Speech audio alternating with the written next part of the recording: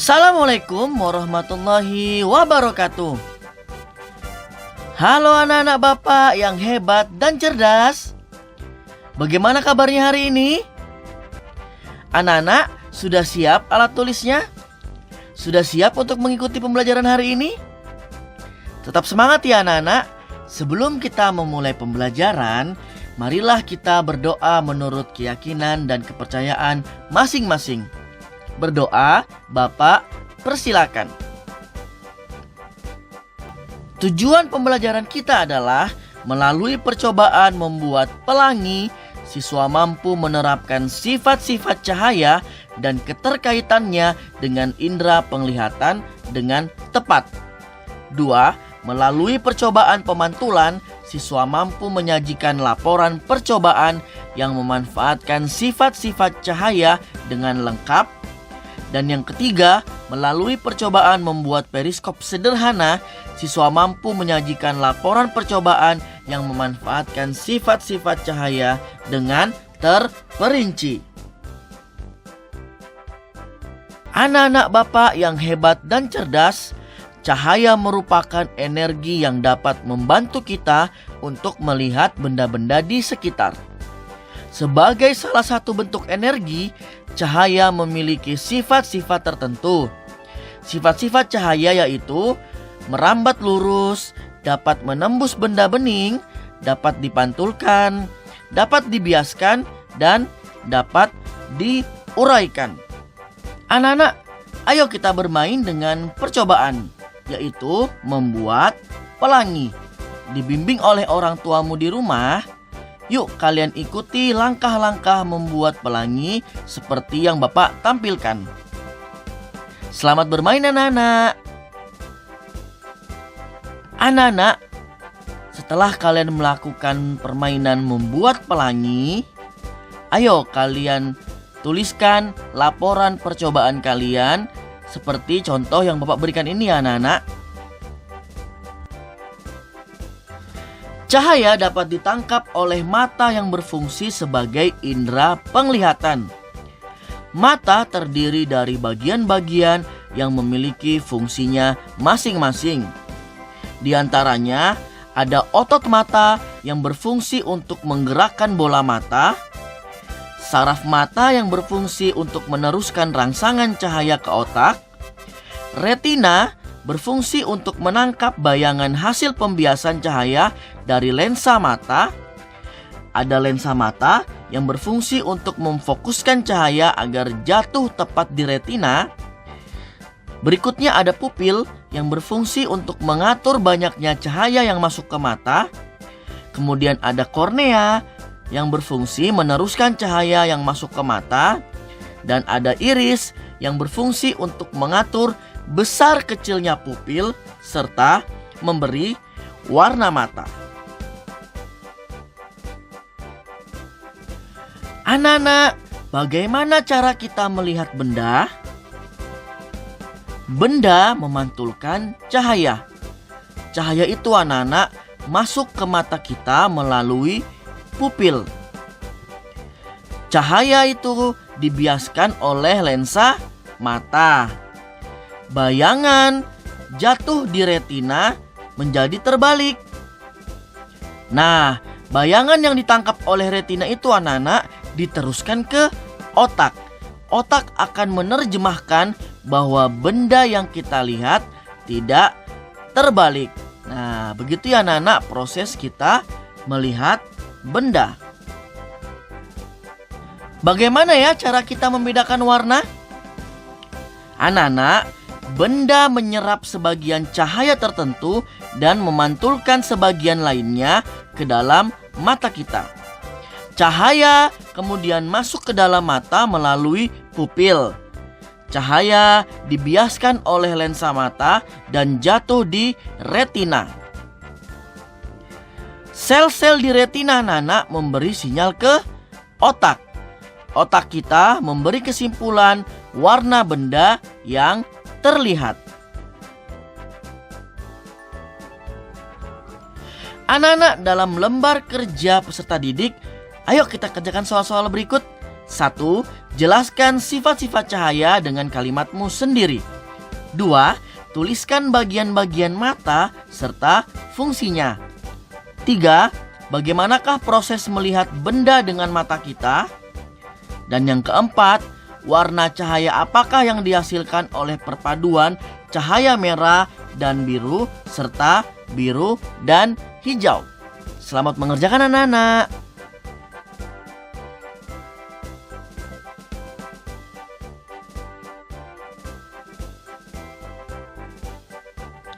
Salah satu sifat cahaya adalah cahaya dapat dipantulkan. Cahaya yang dipantulkan sesuai dengan hukum pemantulan yang menyatakan bahwa sudut sinar datang sama dengan sudut sinar pantul. Sinar datang, sinar pantul, dan garis normal terletak pada sebuah bidang datar. Sinar datang adalah sinar yang berasal dari sumber cahaya. Sinar pantul adalah sinar dari sumber cahaya yang dipantulkan. Garis normal adalah garis yang tegak lurus pada permukaan medium, dan medium adalah zat perantara yang dilalui cahaya. Anak-anak, berdasarkan permukaan yang menerima cahaya, pemantulan dapat kita bedakan menjadi dua, yaitu ada pemantulan baur dan pemantulan teratur. Pemantulan baur adalah pemantulan yang terjadi ketika cahaya mengenai benda yang memiliki permukaan kasar atau bergelombang. Dan pemantulan teratur adalah pemantulan yang terjadi ketika cahaya mengenai benda yang memiliki permukaan rata dan tenang. Nah, berikutnya ayo kita bermain tentang pemantulan baur dan pemantulan teratur. Anak-anak, bersama dengan orang tuamu di rumah, yuk kalian coba lakukan percobaan yang Bapak tampilkan berikut ini ya anak-anak ya. Kalian ikuti langkah-langkahnya. Kemudian setelah kalian melaksanakan percobaan, kalian coba tuliskan laporan hasil percobaan kalian ya anak-anak. Selamat bermain.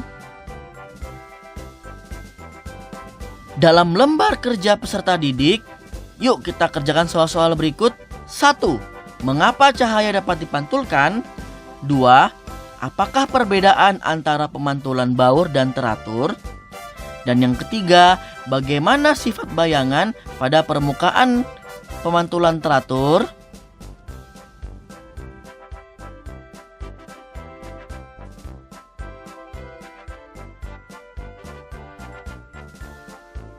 Anak-anak Bapak yang hebat, berdasarkan bentuk permukaannya, cermin dapat kita bedakan menjadi 3, yaitu ada cermin cembung, cermin cekung, dan cermin datar.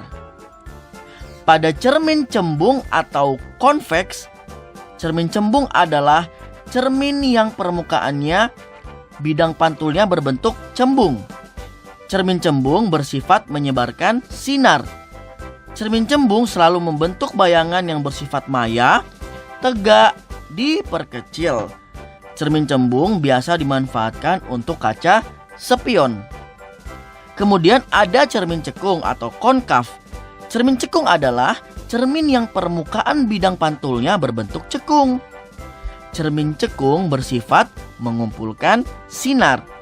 Jika letak benda amat dekat dari cermin, maka bayangannya maya, tegak, dan diperbesar.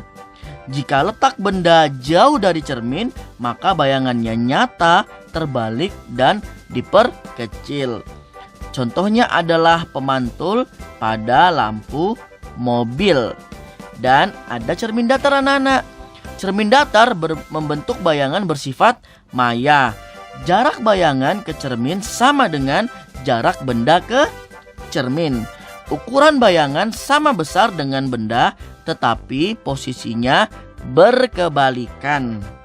Contoh cermin datar adalah cermin yang biasa kita gunakan sehari-hari. Anak-anak Bapak yang hebat dan cerdas, ayo kita bermain lagi tentang pantulan cahaya pada sendok. Kalian ikuti instruksi yang ada pada tampilan berikut ya anak-anak. Kemudian setelah kalian bermain, kalian tuliskan hasil laporan percobaan kalian ya. Selamat bermain anak-anak.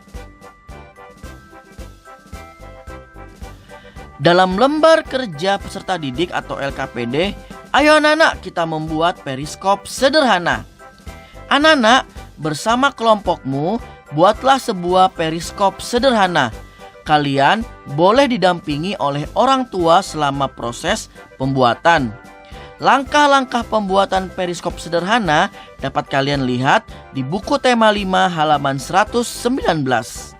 Kalian juga boleh loh menghias periskop sederhana kalian sesuai kreativitas masing-masing. Lalu, setelah membuat periskop sederhana, kalian buatlah video pendek cara menggunakan periskop sederhana yang telah kalian buat ya. Periskop yang telah kalian buat juga nanti kalian kumpulkan ke Bapak ya anak-anak. Selamat membuat periskop sederhana. Bapak tunggu kreasi dan inovasi kalian yang keren-keren.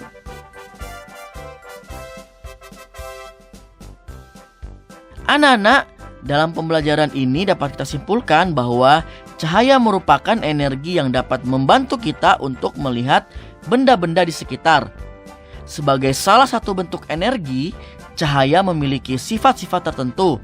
Di antaranya yaitu merambat lurus, dapat menembus benda bening, dapat dipantulkan, dapat dibiaskan, dan dapat diuraikan. Salah satu sifat cahaya adalah cahaya dapat dipantulkan. Cahaya yang dipantulkan sesuai dengan hukum pemantulan yang menyatakan bahwa sudut sinar datang sama dengan sudut sinar pantul. Sinar datang, sinar pantul, dan garis normal terletak pada sebuah bidang datar. Anak-anak, setelah mengikuti video pembelajaran kali ini, dapatkah kalian memahami sifat-sifat cahaya? Dapatkah kalian melakukan percobaan sederhana tentang sifat-sifat cahaya?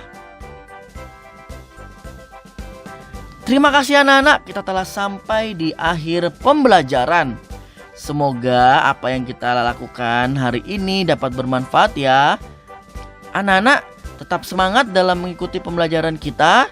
Semoga kita semua selalu dalam kesehatan dan lindungan Tuhan Yang Maha Esa. Anak-anak, Bapak mohon maaf ya apabila dalam penyampaian materi terdapat kesalahan-kesalahan dari Bapak. Kita bertemu lagi ya di pembelajaran selanjutnya. Tetap semangat anak-anak yang hebat dan cerdas. Bapak akhiri. Wassalamualaikum warahmatullahi wabarakatuh. SD Negeri 011 Balikpapan Tengah is the best.